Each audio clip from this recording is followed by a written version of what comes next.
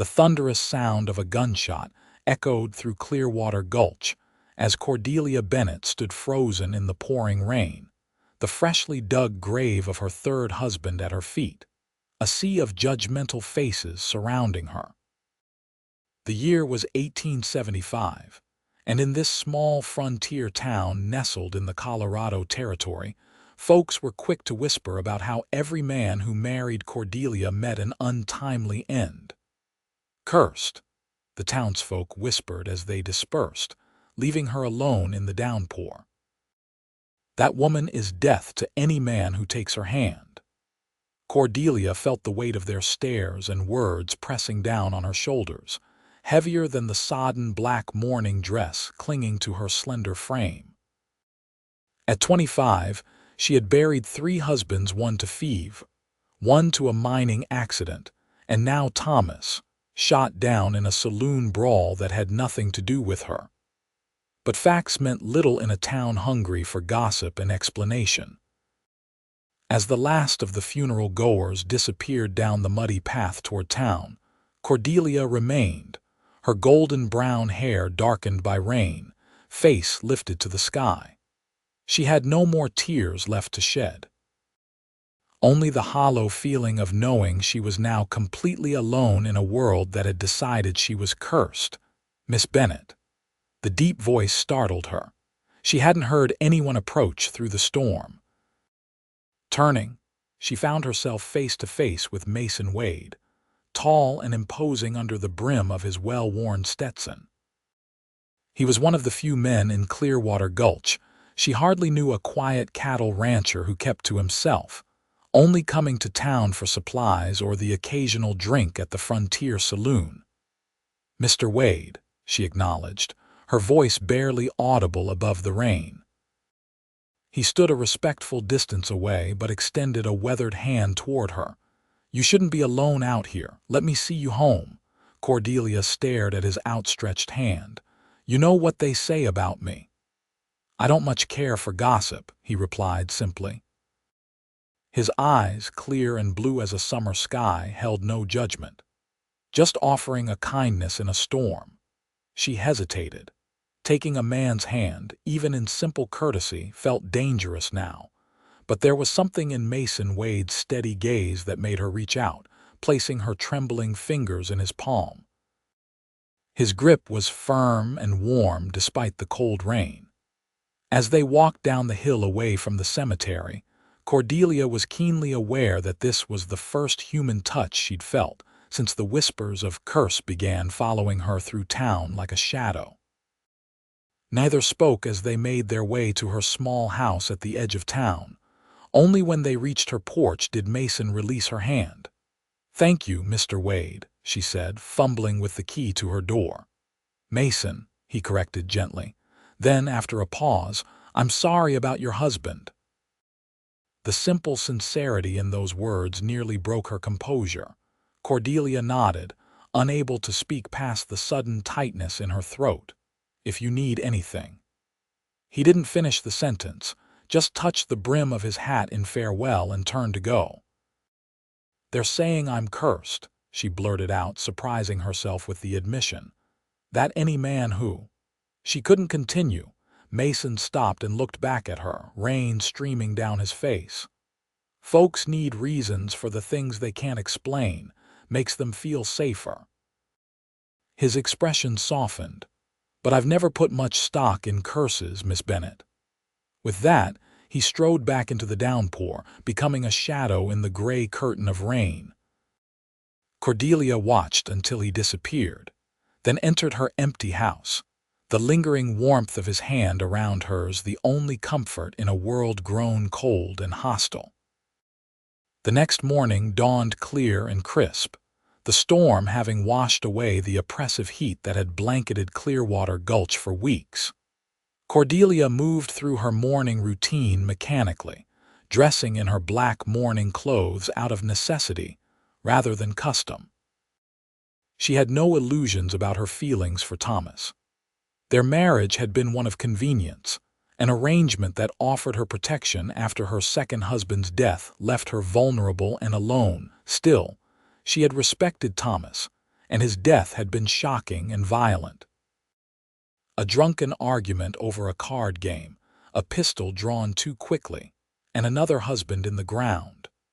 Another reason for the town to whisper. Cordelia knew she needed supplies. The pantry was nearly bare, and hiding away would only fuel the gossip. With squared shoulders and her chin held high, she left her house and walked toward the general store, feeling eyes tracking her progress from behind curtains and through shop windows. Mrs. Peterson, the minister's wife, crossed the street to avoid passing her. Two men stopped their conversation abruptly as she approached. Cordelia kept her eyes forward, pretending not to notice. The bell above the door jingled cheerfully as she entered Harmon's general store, a jarring contrast to the immediate hush that fell over the customers inside. Mr. Harmon himself stood behind the counter, a strained smile on his face that didn't reach his eyes. "Mrs. Bennett," he greeted her, the formal address awkward on his tongue. He'd known her since she was a girl, had even attended her first wedding 10 years ago. "Good morning, Mr. Harmon. I need flour, sugar, and coffee, please." Her voice sounded stiff and unnatural to her own ears. As he gathered her items, she felt the stares burning into her back. A mother pulled her young daughter closer as Cordelia passed by. The little girl looked up, wide-eyed. "Mama says you're bad luck," the child said innocently before her horrified mother shushed her. Cordelia pretended not to hear, but her hands trembled as she counted out coins for her purchases. "That'll be all, Mrs. Bennett?" Mr. Harmon asked, not quite meeting her eyes. "Yes." The door swung open with force, the bell clanging wildly as Mason Wade strode in. His tall frame seemed to fill the small store, and Cordelia noticed how the other customers straightened slightly in his presence. Unlike many of the rough men who populated the area, Mason carried himself with a quiet dignity that commanded respect. He nodded to the room generally, then tipped his hat specifically to Cordelia. "Mrs. Bennett," he acknowledged her openly, his voice carrying enough for everyone to hear. A murmur rippled through the store. Cordelia felt her cheeks warm. "Mr. Wade," she returned politely. He stepped up to the counter beside her, seemingly oblivious to the stares. "Need a few things for the ranch," he told Harmon, "and I'll carry Mrs. Bennett's packages for her if she'll allow it." Before she could protest, Mason had gathered her flour and other supplies in his arms alongside his own purchases. "I'm headed your direction anyway," he said, though Cordelia knew perfectly well his ranch lay in the opposite direction from her home. Outside the store, she finally found her voice. "You didn't have to do that." "Do what?" There was the faintest hint of amusement in his tone. "Make a show of speaking to me, carrying my things. People will talk." Mason shrugged his broad shoulders. "People always talk, doesn't make what they say worth listening to." They walked in silence for a moment before he spoke again. "I lost my wife 6 years ago. Childbirth." His voice was matter-of-fact, but Cordelia caught the undertone of old pain. "Some folks said it was because I'd married a woman from back east who wasn't built for frontier life. Others blamed the midwife. People need something to blame when bad things happen." Cordelia glanced at him, surprised by the personal revelation. "I'm sorry about your wife." He nodded once. "My point is, I know something about being on the receiving end of whispers. It passes eventually." "3 husbands is different," she said quietly. "That's not normal bad luck, that's—" She trailed off. "That's life in a dangerous place," Mason finished firmly. "Men die out here all the time. Mining accidents, bar fights, disease, Indians, bad weather." He looked down at her. "You've had more than your share of grief, Mrs. Bennett, but that doesn't make you cursed." They had reached her house. Mason set her packages on the porch and stepped back, maintaining a respectful distance. "Thank you," she said, meaning it for more than just carrying her supplies. "I have a mare that foaled last week," he said abruptly. "Pretty little filly, thought you might like to see her sometime." The invitation surprised her. I haven't been on a horse in years." "You don't have to ride, just thought you might enjoy the sight of new life." He touched his hat brim. "Think about it. I'm at the Double W about 5 miles west of town." With that, he turned and walked away, his long strides carrying him quickly down the dusty road. Cordelia watched him go, puzzled by the man who seemed determined to ignore the warnings that kept everyone else at a safe distance. 3 days later, Cordelia found herself at a crossroads both literally and figuratively. She stood at the fork in the road where the path to town split from the trail that would lead west toward Mason Wade's ranch. She had told herself she was just taking a walk to clear her head, but her feet had carried her farther than usual. The invitation to see the new foal still lingered in her mind. It had been so long since anyone had invited her anywhere. Since Thomas's death 2 weeks ago, she had been effectively shunned by the community that had once embraced her. Even her childhood friend Sarah, who ran the town's small dressmaking shop, had been coolly distant when Cordelia stopped by. The isolation was wearing on her. Each day alone in her house felt like another stone added to the wall that separated her from normal life. With a decisive breath, she turned west. The walk was longer than she had anticipated. By the time the weathered sign for the Double W Ranch came into view, the afternoon sun was high, and perspiration dampened her collar despite the relatively mild day. She hesitated at the gate, suddenly unsure of herself. What if Mason had just been making conversation? What if he regretted extending the invitation? Before she could turn back, a ranch hand spotted her and called out, "Can I help you, madam?" I'm here to see Mr. Wade," she said, embarrassed by how uncertain she sounded. The young man, little more than a boy, really nodded and pointed toward a large barn. "He's in there with the new foal. Said to expect you might come by." Cordelia's surprise must have shown on her face because the young ranch hand grinned. "Mr. Wade said a lady might come to see the filly. Said to keep an eye out and make you welcome." Thanking him, she made her way to the barn, her confidence slightly bolstered. At least she wasn't entirely unexpected.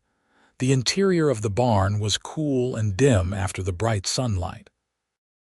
It took a moment for her eyes to adjust, but then she saw Mason kneeling beside a chestnut mare, his back to the door as he examined one of the horse's legs. "Easy, girl," he murmured to the animal. "Just checking you over." Cordelia cleared her throat softly, not wanting to startle either man or beast. Mason turned, and the smile that spread across his face at the sight of her was genuine and warm. "Mrs. Bennett, you came." "I hope it's not an inconvenience," she said. "Not at all." He stood, brushing hay from his trousers. "I'm glad you decided to visit. Come meet Maple and her filly." Cordelia approached cautiously. It had indeed been years since she'd been this close to horses. Her first husband had kept a team for his wagon, but after his death, she'd sold them along with most of their possessions. The mare eyed her warily but remained calm. Beside her stood the foal, all spindly legs and curiosity. "She's beautiful," Cordelia breathed, genuinely enchanted by the sight. The filly was chestnut like her mother but with a perfect white star on her forehead. "She is," Mason agreed, his gaze shifting between the horses and Cordelia. "Would you like to touch her?" Cordelia hesitated, then nodded. Under Mason's guidance, she slowly extended her hand, letting the filly sniff her before gently stroking the velvety muzzle. The contact was magical warm life beneath her fingertips, innocent and trusting. "I've been calling her Star for obvious reasons," Mason said, "but I haven't settled on it. Open to suggestions." "Star suits her," Cordelia said, smiling as the filly nudged her hand looking for treats. She likes you." There was something in Mason's voice that made Cordelia look up at him. He was watching her with an expression she couldn't quite decipher. Interest, certainly, but something else too. Something warmer. She withdrew her hand from the foal, suddenly self-conscious. "Thank you for showing her to me. It's been a long time since I've seen something so new and hopeful." Mason nodded, understanding in his eyes. "Would you like to see the rest of the ranch? I could show you around, maybe offer you some coffee before you head back to town." The invitation was casual, yet Cordelia sensed a certain deliberateness behind it. Mason Wade was extending more than mere hospitality. He was offering friendship, perhaps the only friendship available to her in a community that had labeled her dangerous. "I'd like that," she said simply. The tour revealed a prosperous, well-managed operation. Mason had clearly worked hard to build the Double W into something substantial. The main house was modest but solid, with a wide porch that caught the afternoon breeze. Inside, the furnishings were simple but of good quality.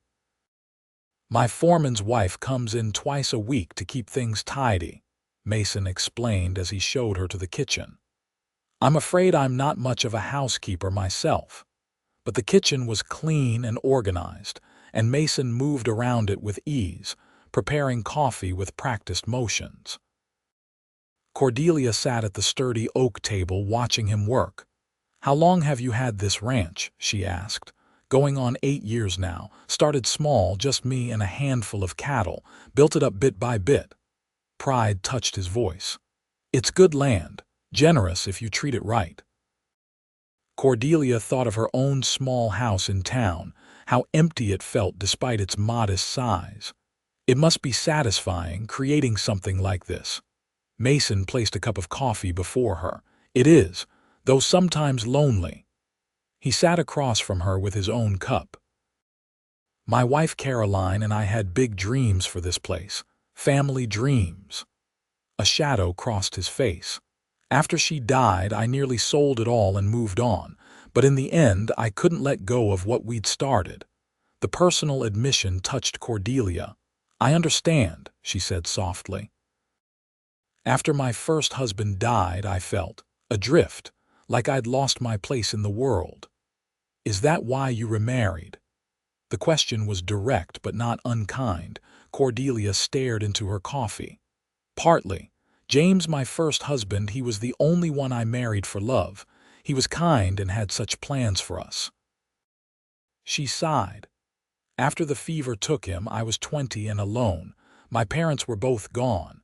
When Henry proposed 6 months later, it seemed like the sensible choice. He was older, established in the mining business." "And Thomas?" Mason asked quietly. "After Henry died in the mine collapse, the gossip started. Not like now, but there were whispers. Thomas offered protection, a name. It wasn't." She struggled to find the right words. "It wasn't a love match, but we respected each other. He was a good man in his way."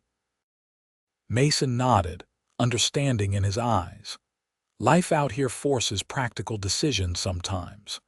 They talked for over an hour, the conversation flowing easily between them. Mason told her about growing up in Missouri, his journey west after the war, meeting Caroline in Denver. Cordelia shared stories of her childhood in a small Ohio town, how she'd come west with her parents as a girl, only to lose them both to influenza within a year of arriving. When she finally rose to leave, the sun was beginning to lower in the sky. "I should get back before dark," she said reluctantly. "I'll saddle a horse and ride with you," Mason insisted. "It's too far to walk back now." Though she protested that she didn't want to be a bother, Cordelia was secretly relieved. The prospect of the long walk home had been daunting. Mason saddled 2 horses, helping her mount a gentle bay mare. "Her name's Daisy. She's steady as they come." The ride back to town was pleasant, with Mason pointing out features of the landscape and sharing stories about the area. As they approached Clearwater Gulch, however, Cordelia grew tense. anticipating the stares and whispers that would greet her return, especially in the company of Mason Wade. "Perhaps you should let me continue alone from here," she suggested as they reached the outskirts of town. Mason frowned.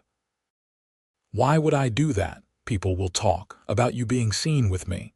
His expression hardened slightly. "Let them." They rode side by side down the main street, and just as Cordelia had feared, heads turned. Conversations stopped. Eyes followed their progress. She kept her gaze forward, chin high, though her stomach churned with anxiety. When they reached her house, Mason dismounted first, then helped her down from Daisy. His hands were strong and sure at her waist, lingering just a moment longer than necessary. "Thank you for coming to see the filly," he said, "and for the company this afternoon. Thank you for showing me your ranch. It's lovely." She hesitated, then added, "And thank you for not being afraid to be seen with me." Something flashed in Mason's eyes, determination, perhaps. "I'm not a superstitious man, Mrs. Bennett. I judge people by their actions and character, not by rumors." "Cordelia," she said impulsively. "Please call me Cordelia." His smile was warm. "Cordelia, then." He touched the brim of his hat in farewell. "I hope you'll visit the ranch again. Star would like to see you, I'm sure." She watched him ride away, aware of curtains twitching in neighboring houses. But for the first time since Thomas's death, Cordelia found she didn't much care what the townsfolk thought. Over the next few weeks, a cautious friendship developed between Cordelia and Mason. He began finding reasons to come into town more frequently, often stopping by her house with small gifts, fresh eggs from his hens, a jar of honey from a wild hive his ranch hands had found, a book of poetry he thought she might enjoy. Each visit caused a fresh wave of gossip throughout Clearwater Gulch.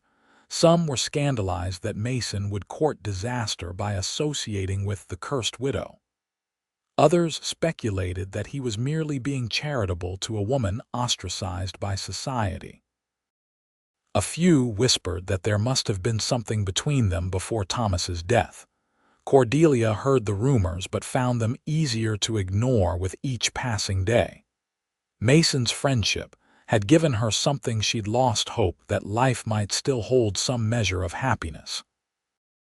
One crisp October morning, Cordelia was tending the small herb garden behind her house when she heard the now familiar sound of Mason's horse approaching.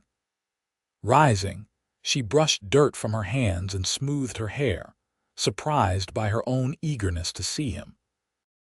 He appeared around the corner of the house, leading his horse rather than riding. In his free hand he carried a small wooden crate. "Good morning," he called, his smile brightening his weathered face. "Good morning," she returned, suddenly conscious of her work-worn appearance. "I wasn't expecting you today. I had business in town," he explained, tying his horse to her fence post. "And I brought you something." He held out the crate. Inside were 6 glass jars of preserved peaches, the fruit golden and perfect behind the glass. "My foreman's wife put these up last month. Thought you might enjoy them." "They're beautiful," Cordelia said, genuinely touched by the thoughtful gift. "Thank you, Mason." "There's something else," he said, suddenly looking uncharacteristically uncertain. "There's a harvest dance in Morgan Creek next Saturday. It's about 10 miles from here, so folks there don't know much about Clearwater Gulch gossip." He paused, then continued with determination. "I'd be honored if you'd accompany me." Cordelia stared at him, caught completely off guard. A social event in public as his companion. It had been so long since she'd done anything of the sort. Fear and longing warred within her. "I don't know if that's wise," she said softly, "because of what people might say." "Because I don't want to bring you harm," she admitted, voicing the fear that had been growing as their friendship deepened. "What if they're right? What if I am cursed? 3 husbands, Mason, all dead before their time." His expression softened and he stepped closer, taking her dirt-smudged hands in his. "Cordelia, listen to me. There is no curse. There's just life, unpredictable and sometimes cruel. I've lived through war and wilderness, lost a wife and a child we never got to meet. If I believed in curses, I'd have given up years ago." His blue eyes held hers, earnest and steady. "I'm not asking for anything beyond your company at a harvest dance, just a chance for you to step away from the shadow that's been cast over you here." Put that way, how could she refuse? "All right," she said finally. "I'll go with you to the dance." His smile was like sunrise breaking over the mountains. "I'll come for you at 4 on Saturday. It's a bit of a ride, but the weather should be fair." After he left, Cordelia stood in her garden for a long time, alternating between anticipation and anxiety. It had been so long since she'd attended any social function. Her wardrobe consisted almost entirely of somber, practical clothing suitable for a widow. The next day she gathered her courage and visited Sarah's dressmaking shop. The bell above the door jingled as she entered, and Sarah looked up from her work, surprise evident on her face. "Cordelia," she said, her tone carefully neutral. Once they had been as close as sisters. "Hello, Sarah." "I need a dress, something." She hesitated. "Something not black." Sarah's eyebrows rose. "You're out of mourning." "It's been nearly 2 months," Cordelia said, though she knew most widows wore black for at least a year. "And I've been invited to the harvest dance in Morgan Creek." "By Mason Wade, I suppose," Sarah said, a hint of disapproval in her voice. "People are talking, you know. People have been talking about me for years," Cordelia replied evenly. "I've stopped listening." Sarah sighed, setting aside the sewing she'd been working on. "You're playing with fire, Cordy. Mason seems like a good man. Do you really want to risk what happened to the others?" "Nothing happened to my husbands because of me," Cordelia said, her patience wearing thin. "James caught fever. Henry died in an accident that killed 5 other men. Thomas got himself shot in a card game I wasn't even present for." "But the pattern is coincidence, not curse," Cordelia interrupted firmly. "Now, will you make me a dress or not? We used to be friends, Sarah." Something in Sarah's expression softened. "We still are. I've just been worried for you, and yes, for Mason too." She moved to a shelf of fabrics. "I have a lovely blue cotton that would suit your coloring. I could have it ready by Friday." Relief flooded through Cordelia. "Thank you." As Sarah measured her, some of their old companionable rapport returned. Sarah shared town gossip that had nothing to do with curses or widows, and Cordelia found herself laughing for what felt like the first time in years. "He seems to care for you," Sarah said as Cordelia prepared to leave. "Mason, I mean." "We're friends," Cordelia said carefully. Sarah gave her a knowing look. "If you say so." She hesitated, then added, "For what it's worth, I hope things work out for you this time. You deserve some happiness, Cordy." The unexpected support brought tears to Cordelia's eyes. "Thank you, Sarah. That means more than you know." Saturday arrived clear and cool, perfect weather for the harvest dance. Cordelia spent extra time on her appearance, pinning her honey-brown hair in a style more elaborate than her usual practical bun. The new dress fit perfectly, the blue fabric bringing out the gold flecks in her hazel eyes. When Mason arrived, his appreciative gaze made her cheeks warm. "You look beautiful," he said simply. "Thank you." She gestured to her dress. It felt like time for a change. He helped her mount the gentle mare he'd brought for her, and they set off for Morgan Creek. The ride was pleasant, with conversation flowing easily between them. Cordelia found herself relaxing, enjoying the crisp autumn air and Mason's company. "Tell me about this dance," she said as they rode. "Do you know many people in Morgan Creek?" "Some," he replied. "I do business with a few ranchers there. It's a friendly little town, smaller than Clearwater Gulch. The harvest dance is their big social event of the fall." Cordelia nodded, trying to quell the butterflies in her stomach. It had been so long since she'd been to any social gathering where she wasn't viewed with suspicion or pity. Morgan Creek turned out to be charming, a cluster of buildings around a central square, which had been transformed for the dance with lanterns, hay bales for seating, and a raised platform where 3 musicians were setting up. Mason helped her dismount, then offered his arm. "Ready." Taking a deep breath, Cordelia nodded and placed her hand on his arm. Together, they joined the gathering crowd. True to Mason's word, the people of Morgan Creek welcomed them warmly. He introduced her simply as Miss Cordelia Bennett, a friend from Clearwater Gulch, with no mention of her status as a widow. No one seemed to recognize her name or connect her to any rumors. For the first time in years, Cordelia found herself simply being treated as a normal woman attending a dance with a handsome man. The relief was so profound it made her lightheaded.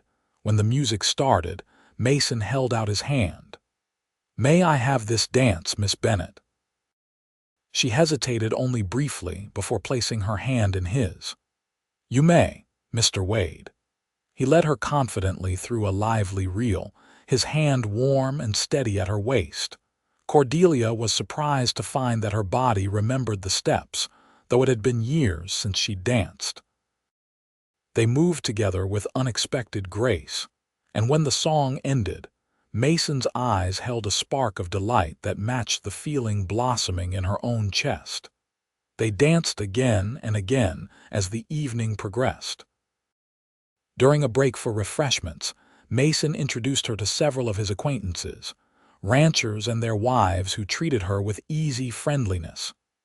"Your first time in Morgan Creek?"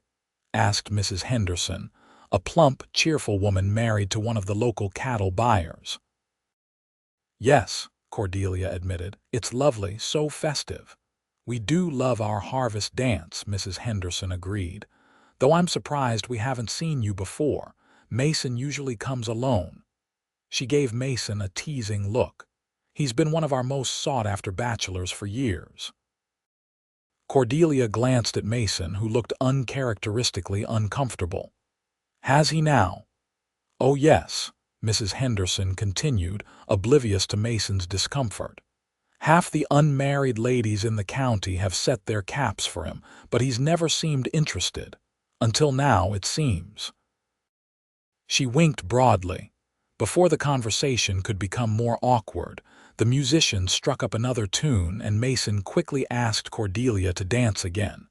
This time it was a waltz, slower and more intimate than the earlier reels. "I apologize for Mrs.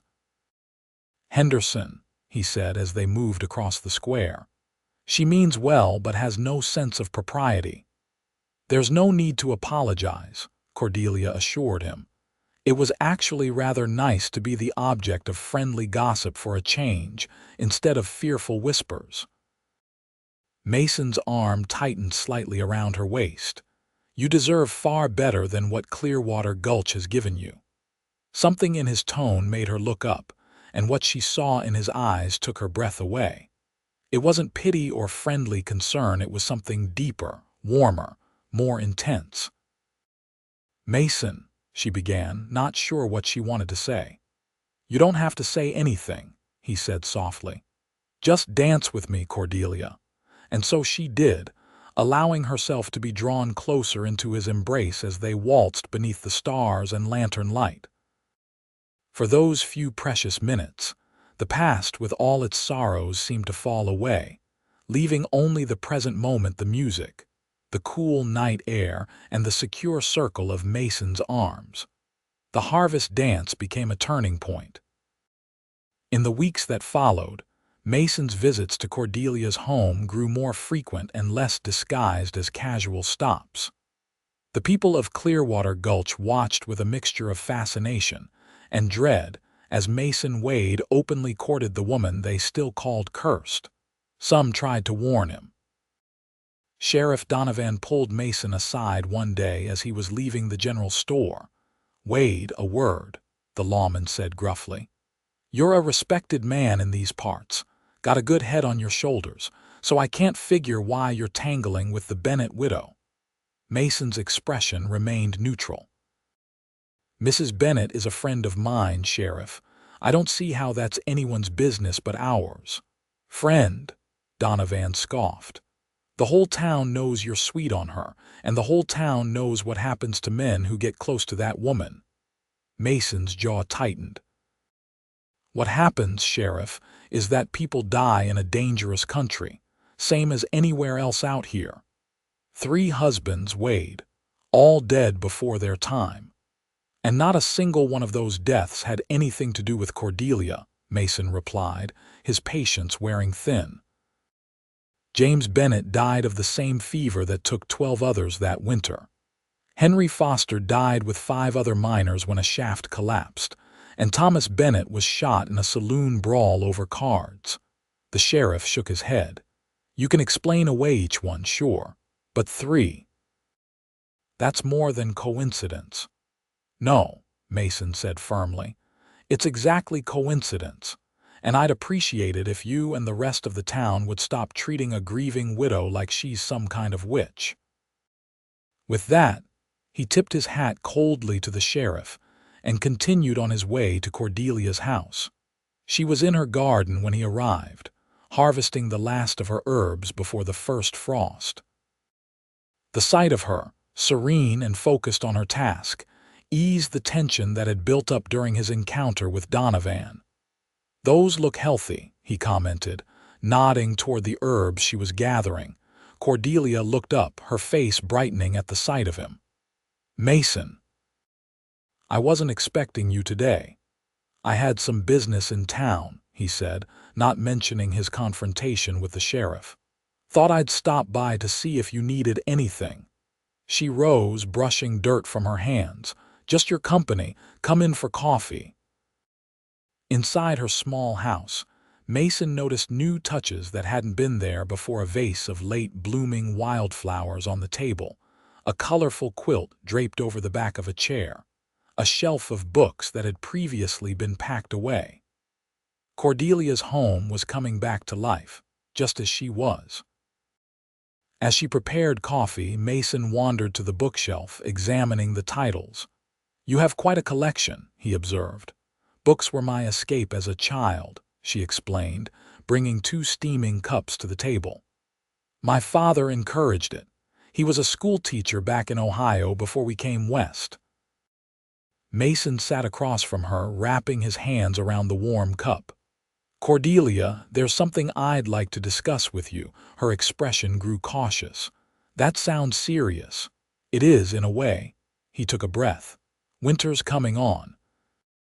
My nearest neighbor is 3 miles away, and the ranch can get isolated when the snow is heavy."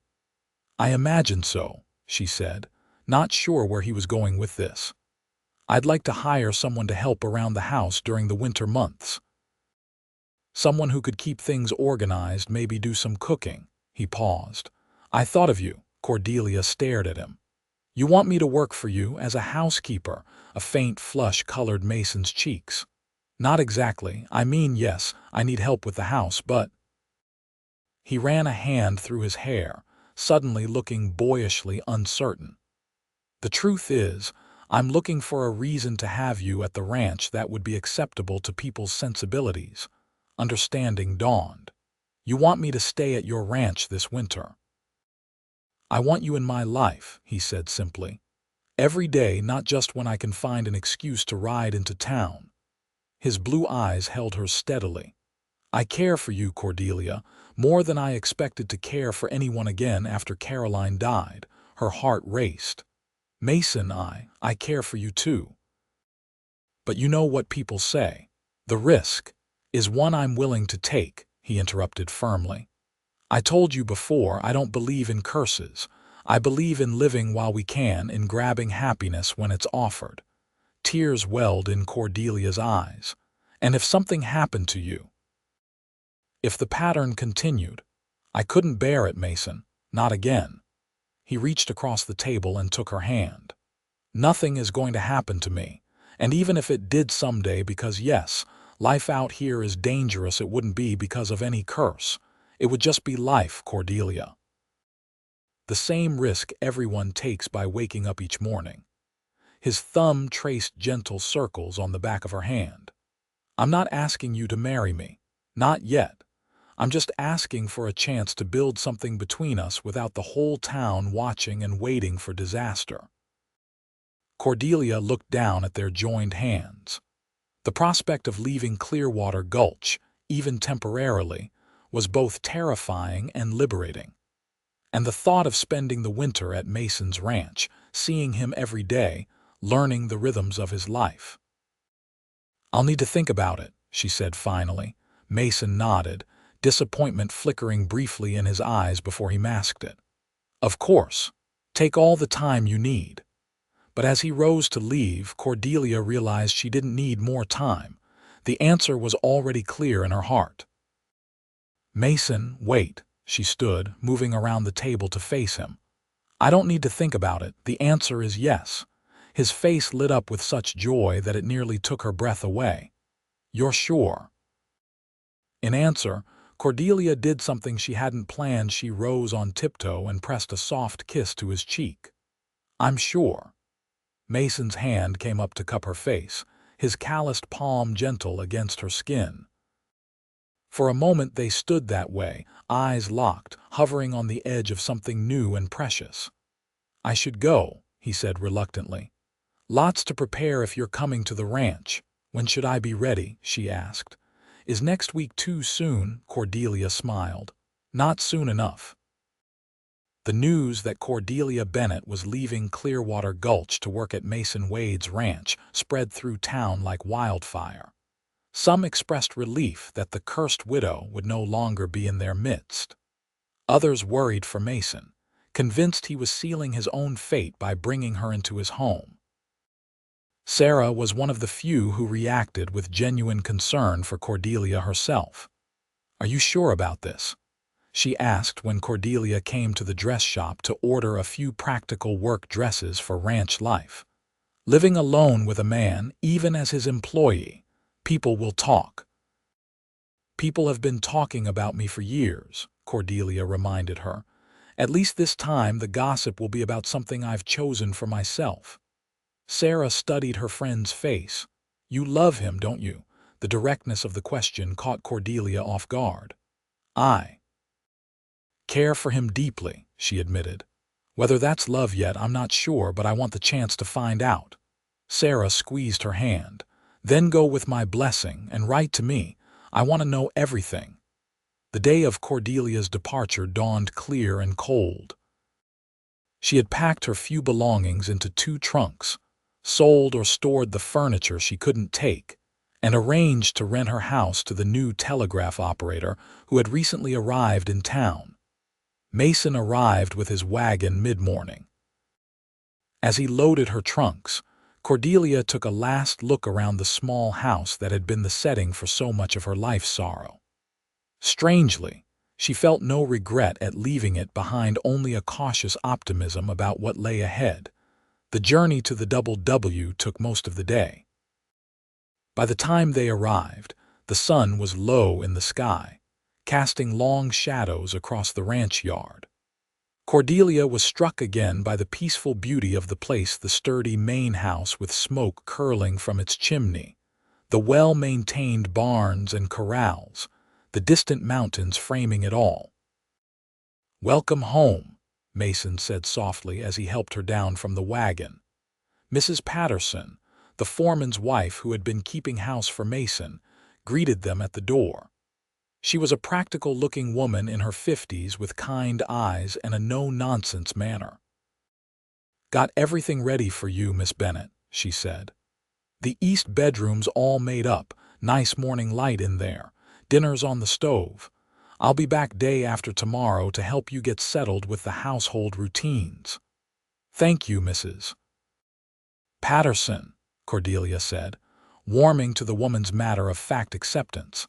After the older woman left, Mason showed Cordelia to her room, spacious and comfortable, with a large window overlooking the eastern pastures where his cattle grazed. A small vase of late-season wildflowers sat on the dresser. "Mrs. Patterson's touch?" Cordelia asked, gesturing to the flowers. Mason shook his head, a slight smile playing at his lips. "Mine, actually. Wanted you to feel welcome." The simple gesture touched her deeply. "Thank you, Mason." He left her to settle in while he brought in her trunks and saw to the horses. Cordelia unpacked her clothing into the cedar-scented dresser drawers, arranged her few personal items on the bedside table, and placed her books on the small shelf by the window. By the time Mason knocked on her door to announce that dinner was ready, she was feeling more at home than she had in years. The next few weeks established a comfortable routine. Cordelia took over the household duties, cooking and cleaning with an efficiency that impressed even Mrs. Patterson. She learned the rhythms of ranch life: early mornings, hard work, the satisfaction of seeing immediate results from one's efforts. More importantly, she and Mason grew closer each day. Their conversations over meals ranged from practical matters of running the ranch to deeper discussions of books, dreams, and memories. In the evenings, they often sat before the fire, sometimes reading quietly, sometimes talking long into the night. As November turned to December, and the first heavy snows blanketed the land, Cordelia found herself more content than she could remember being since before James died. The isolation that winter brought to the ranch didn't feel confining. It felt like a protective blanket, giving her and Mason space to know each other away from prying eyes and whispered fears. One evening, as they sat by the fire after dinner, Mason set aside the ledger he'd been reviewing and looked at her thoughtfully. "Christmas is coming," he said. "First one in years I haven't spent alone." Cordelia looked up from her mending. "Will we go into town for services?" "If the weather allows. If not, we could have our own celebration here." He hesitated. "Either way, I'd like to get you a gift, something special." "You don't need to get me anything," she protested. "You've already given me so much: a place here, a new start." Mason's eyes were soft in the firelight. "Humor me. Is there anything you've been wanting?" Cordelia considered. "There is one thing, but it's not something you can wrap up with a bow." "What is it?" She set aside her sewing. "I'd like to learn to ride properly. Not just sitting a gentle mare for short distances, but really riding." Mason's face lit up. "That's something I can definitely give you. We'll start tomorrow, weather permitting." And so began a new element to their daily routine. Each afternoon, when the ranch work allowed, Mason would take Cordelia to the corral and patiently teach her to ride. He started her on Daisy, the gentle mare she was already familiar with, but soon had her trying other horses as her confidence grew. Cordelia proved to be a natural horsewoman once she overcame her initial nervousness. The freedom of riding across the snow-covered pastures, wind in her hair and color in her cheeks, awakened something in her that had long been dormant: a sense of joy and possibility. Mason watched her transformation with barely concealed delight. The reserved, cautious widow was giving way to a vibrant, laughing woman who tackled each new challenge with determination and spirit. One crisp December afternoon, they rode further than usual, to a ridge overlooking the entire ranch. The vista was breathtaking: miles of snow-covered land stretching to the distant mountains, the buildings of the Double W looking like a child's toys from this height. "It's beautiful," Cordelia breathed, her breath fogging in the cold air. Mason, sitting astride his horse beside her, nodded. "First time I saw this view, I knew this was where I wanted to build my life." He glanced at her. Caroline loved it too. It was the first time he'd mentioned his late wife in weeks. Cordelia turned to him. "Tell me about her. What was she like?" A gentle smile touched his lips. "She was brave. Came west with nothing but faith that we could make something good here. She was practical too, could make a meal from almost nothing, patch clothes until there was more patch than original fabric.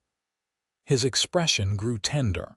She loved books like you, had a laugh that could light up a room. "You must miss her very much," Cordelia said softly. "I do," he acknowledged. "Always will. But—" He turned to look directly at Cordelia. "The heart has an amazing capacity to heal, to make room for new love without diminishing what came before." The word love hung in the air between them. Neither had used it before to describe what was growing between them. "I know something about that," Cordelia said finally. "James will always be part of me. He was my first love, so young and full of hope."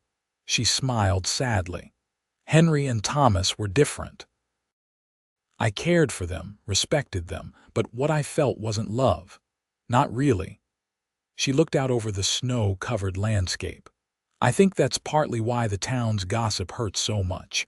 Not just because they called me cursed, but because they assumed I'd lost the love of my life 3 times over. In truth, I'd only lost it once." "And now?" Mason asked, his voice low. Cordelia turned to him, her heart in her eyes. "Now I find myself feeling things I thought were gone forever, hoping for things I'd convinced myself I didn't deserve." Mason reached across the space between their horses and took her gloved hand in his. "You deserve everything good in this world, Cordelia Bennett, and if you'll let me, I'd like to spend the rest of my life trying to give it to you." The sincerity in his voice brought tears to her eyes.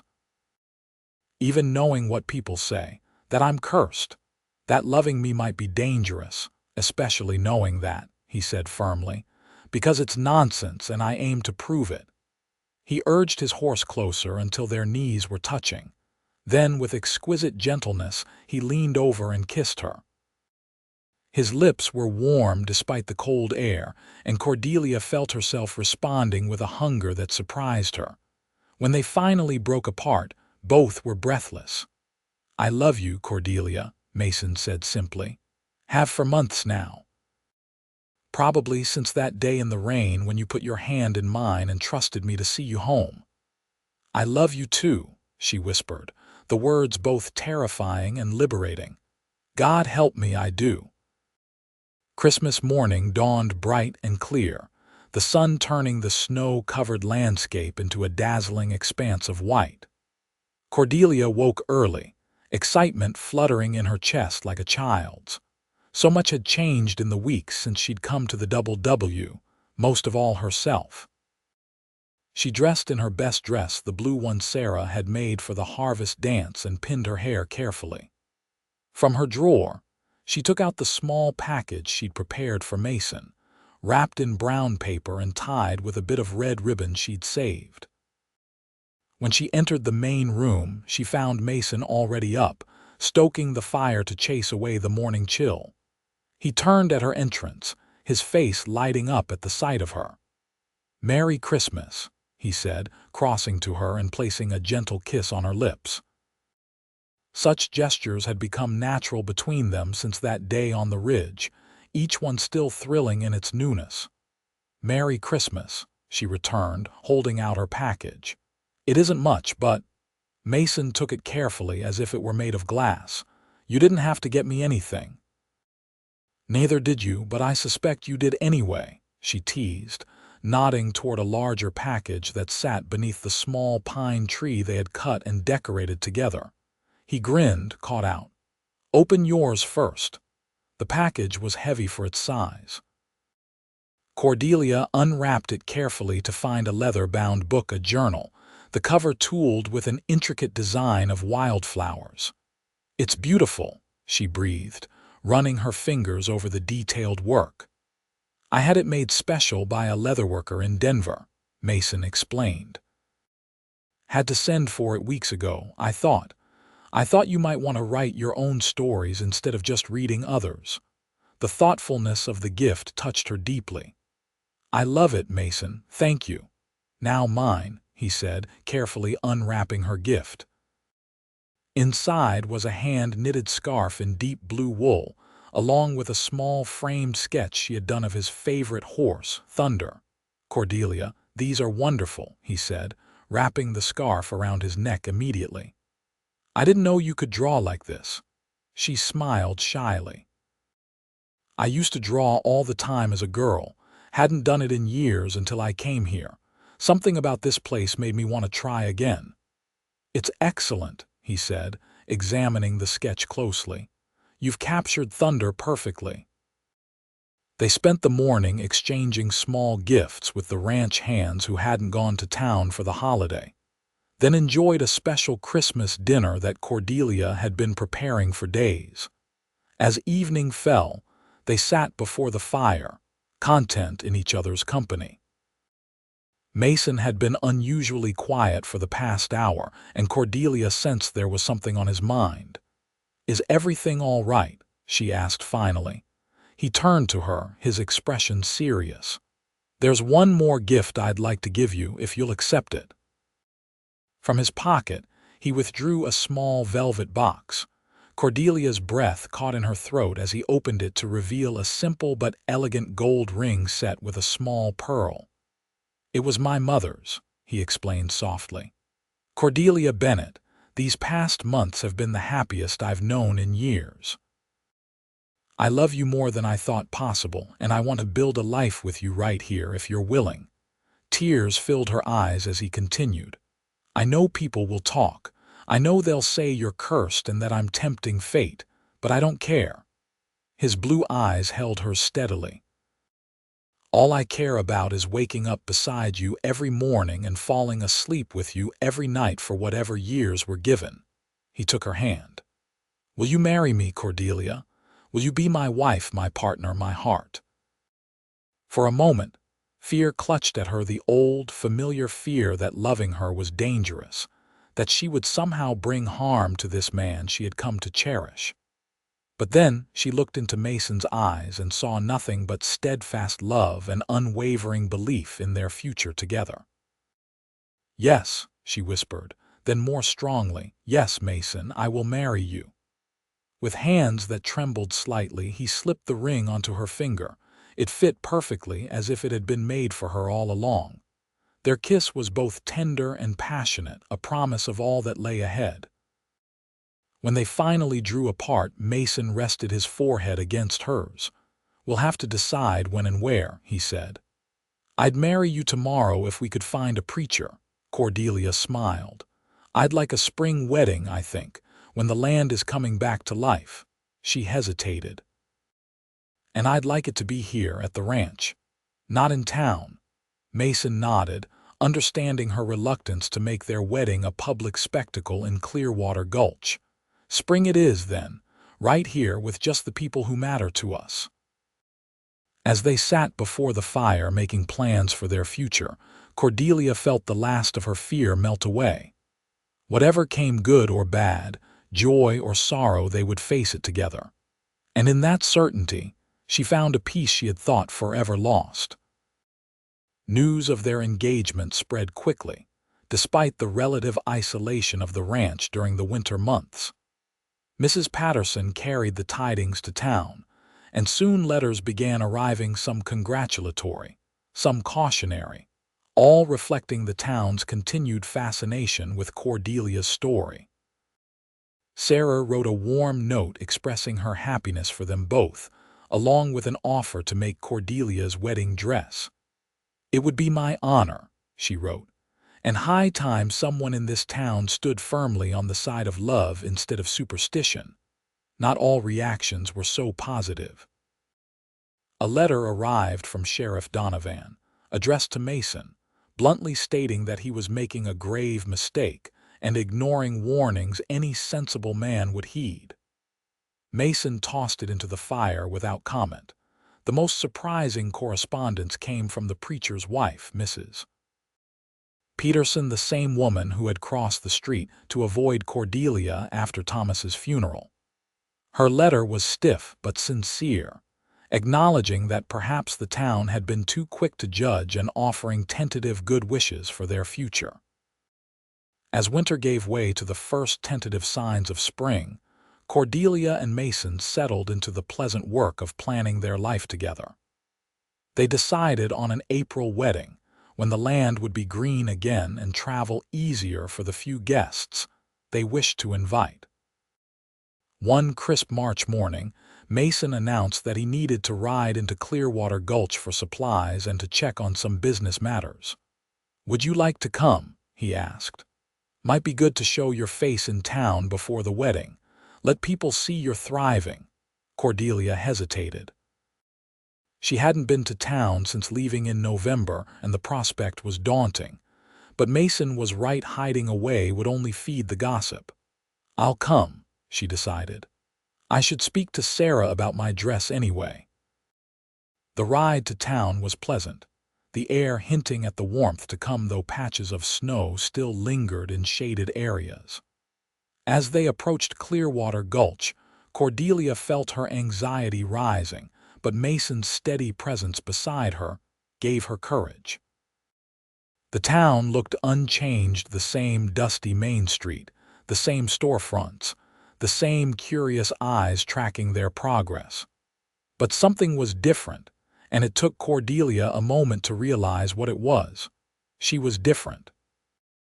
The woman who had left town 4 months ago, head bowed under the weight of whispers, had been replaced by someone stronger, more certain of her place in the world. They stopped first at the general store. Mr. Harmon greeted them with professional courtesy, his eyes widening slightly at the sight of the engagement ring on Cordelia's finger, but making no comment. As Mason discussed an order of supplies with him, Cordelia browsed the shelves, conscious of the whispers from 2 women by the fabric display. "Marrying her despite everything. Brave man or a fool. Wager he won't last the year." Once such words would have cut her to the quick. Now Cordelia found she could hear them without flinching. Let them talk, she thought. Let them wait for a tragedy that would never come. After the general store, they separated briefly, Mason to see the banker about some business matters, Cordelia to visit Sarah's dress shop. Sarah welcomed her with genuine warmth, ushering her into the back room where they could talk privately. "You look wonderful," Sarah exclaimed, studying her friend's face. "Ranch life agrees with you." "It does," Cordelia agreed with a smile. "Or perhaps it's just being with Mason." "Love becomes you," Sarah said simply. Then, leaning closer, "Is it very difficult being back in town? People are still talking, you know." "Let them," Cordelia replied with a serenity that surprised even her. "I've stopped listening." They spent a pleasant hour discussing designs for the wedding dress, with Sarah sketching ideas and showing fabric samples. By the time Mason came to collect her, Cordelia had settled on a design simple but elegant, with delicate embroidery rather than elaborate lace. "One more stop before we head back," Mason said as they left the dress shop. "I need to see Sheriff Donovan briefly." Cordelia tensed. The sheriff had been one of the most vocal about her supposed curse. "I'll wait out here." "No need," Mason said firmly. "You're going to be my wife. We face things together now." The sheriff's office was cool and dim after the bright spring sunshine.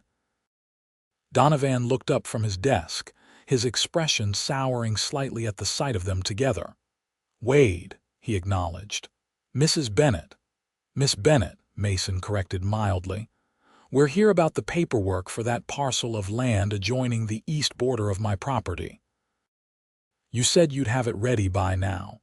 Donovan shuffled through some papers on his desk. "Got it right here. Just needs your signature." He slid a document across the desk, pointedly addressing only Mason. 400 acres, including water rights to the creek. Price as agreed."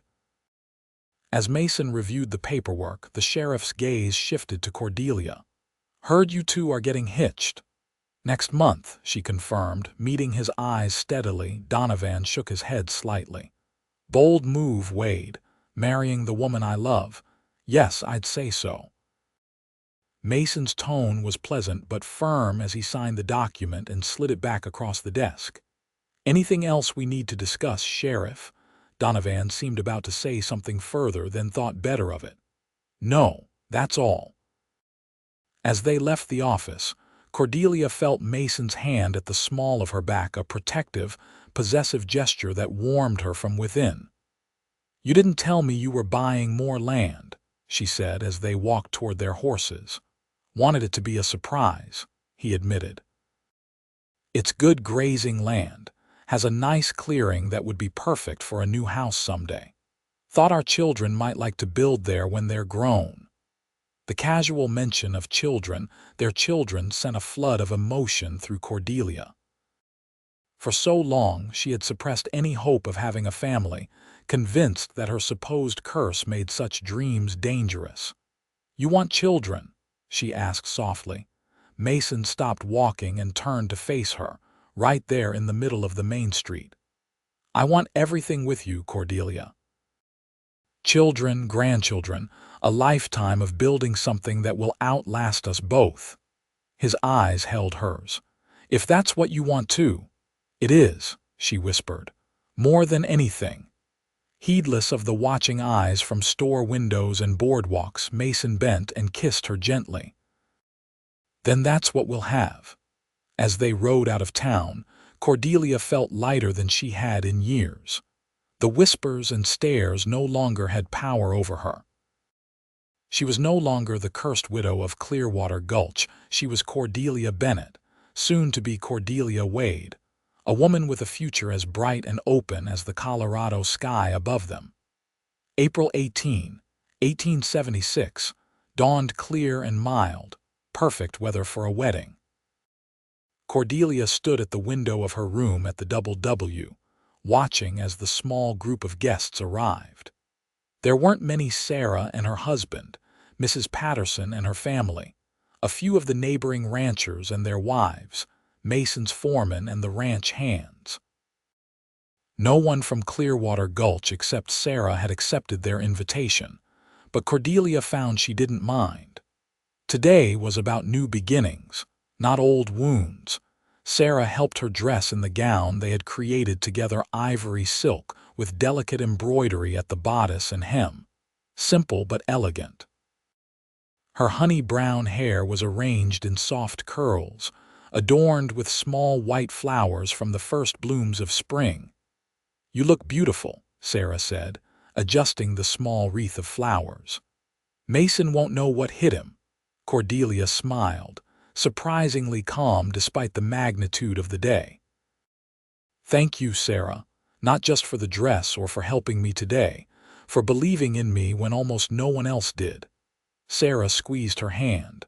"I'm sorry I ever doubted, even for a moment." A knock at the door announced that it was time. The ranch hands had constructed a simple arbor in the yard, decorated with early spring wildflowers. Mason waited there with the circuit preacher, who had ridden 3 days to perform the ceremony. As Cordelia stepped out of the house onto the porch, a hush fell over the small gathering. She paused, taking in the scene: the flower-decked arbor, the smiling faces of their few friends, and Mason, standing tall and handsome in his best suit, looking at her as if she were the sunrise after the longest night. With steady steps, she walked toward him, her heart full of a joy she had thought forever lost to her. When she reached him, Mason took her hands in his blue eyes shining with love and certainty. "You're sure?" he whispered, low enough that only she could hear. Last chance to escape the wild notion of marrying a stubborn rancher. Cordelia's smile was radiant. "I've never been more sure of anything in my life." The ceremony was simple and heartfelt. They exchanged the traditional vows, their voices clear and unwavering. When the preacher pronounced them husband and wife, Mason kissed her with a tenderness that brought tears to her eyes. The celebration afterward was joyful, a feast prepared by Mrs. Patterson and the ranch cook, music provided by one of the hands who played a fiddle, dancing in the yard as the afternoon sun warmed the air. As evening approached, their guests gradually departed, leaving the newlyweds alone. Mason led Cordelia to the ridge where he had proposed, now transformed by spring's touch from a snow-covered expanse to a green vista dotted with wildflowers. "Happy, Mrs. Wade?" he asked, his arm around her waist. "Happier than I ever thought possible," she admitted, leaning into his embrace. "And a little afraid." "Of what?" She turned in his arms to face him. "Of how much I love you, of how much I have to lose now." Understanding softened his features. "That's not fear, my love. That's just life. The price we pay for loving deeply is knowing that someday, one way or another, we'll have to say goodbye." He brushed a strand of hair from her face. "But until then, we have today, and tomorrow, and all the days we're given. When did you get so wise?" she asked, a teasing note entering her voice. "Must be the company I keep," he replied, drawing her closer. "I have a wise, beautiful wife now, you know." "You indeed, MMM. And I intend to love her thoroughly for the next 50 years or so." "Only 50, she murmured against his lips. "At least," he promised, sealing the vow with a kiss that spoke of all the tomorrows stretching before them. Epilogue: 10 years later. Mama, Jamie pulled my hair again. Cordelia Wade looked up from the garden where she was harvesting late summer vegetables to see her 8-year-old daughter, Caroline, storming across the yard, her younger brother trailing behind with a guilty expression. "James Thomas Wade," Cordelia called, trying to sound stern despite the smile tugging at her lips. "What have we said about pulling your sister's hair?" "That it's not gentlemanly," the 6-year-old recited dutifully. "But Ma, she said my drawing was stupid." "Did not," Caroline protested. "I just said horses don't look like that, children," Cordelia intervened, setting down her basket of tomatoes. "Caroline, apologize for criticizing your brother's artwork. Jamie, apologize for pulling hair. Then both of you go wash up for dinner. Your father should be back soon." With the squabble temporarily resolved and the children scampering toward the house, Cordelia straightened, one hand at the small of her back. At 35, she was still slender, though the births of 3 children had softened her figure. A few strands of silver had begun to appear in her honey-brown hair, but her eyes were bright with contentment. The sound of approaching horses made her look up. Mason was riding in from the north pasture, accompanied by their oldest child, 10-year-old Matthew. The boy sat tall in the saddle, the image of his father with the same dark hair and blue eyes. Cordelia's heart swelled at the sight of them. 10 years of marriage had only deepened her love for Mason. They had built a good life together, expanded the ranch, raised their children, created a home filled with love and laughter. Not that there hadn't been challenges. The first 2 years of their marriage, the whispers from town had continued, with some still waiting for tragedy to strike. But as time passed and Mason remained hale and hearty, the talk of curses gradually faded. Eventually, even the most superstitious had to admit that perhaps Cordelia Bennett's string of widowhood had been nothing more than terrible luck. Now, they were respected members of the community. Mason served on the territorial council, and Cordelia had started a small school on the ranch for their children and those of neighboring families. The cursed widow of Clearwater Gulch was a fading memory, replaced by Mrs. Wade, the capable rancher's wife known for her hospitality and quiet strength. Mason dismounted with the easy grace that still made her heart skip, then helped Matthew down. He said something to the boy that made him laugh before sending him toward the house. Then he turned toward Cordelia, his smile warming as their eyes met across the yard. "There's my beautiful wife," he called, striding toward her. "Flatterer," she returned, but she went willingly into his embrace when he reached her. "How are you feeling today?" he asked, his hand moving to rest protectively over the slight swell of her belly, just beginning to show beneath her apron. Well enough. The morning sickness is finally easing. This fourth pregnancy had been unexpected. They had thought their family complete with 3 children. But the new life growing within her felt like another blessing, another affirmation of all they had built together. Mason kissed her forehead. "You should rest more." "I'm perfectly fine," she assured him. "Just finishing the gardening before dinner. The children are washing up." "And I should too." He glanced down at his dusty clothes. "Give me 10 minutes." As he headed for the house, Cordelia gathered her basket of vegetables and followed more slowly, pausing on the porch to look out over the ranch that had become her home and sanctuary. In the distance, she could see the small fenced plot where 3 grave markers stood, simple wooden crosses for her former husbands, moved here from the Clearwater Gulch Cemetery in a gesture of respect that had been Mason's idea. "They were part of your journey to me," he had said. "They deserve a place here." Beside them stood a 4th marker, this one for a baby girl who had lived only 2 days, their second child, born too early during a harsh winter storm.